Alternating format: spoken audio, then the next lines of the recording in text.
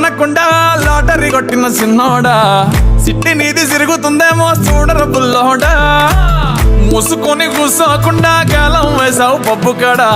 సొర్ర చాప తగులుకుంది తీరింది కదరా మురిసిపోక ముందున్నది కొంప కొల్లెరయ్యే తేది గాలికి పోయే కంప నెత్తికొచ్చి చుట్టుకున్నది ఆలి లేదు సూలు లేదు గాలే తప్ప మ్యాటరు లేదు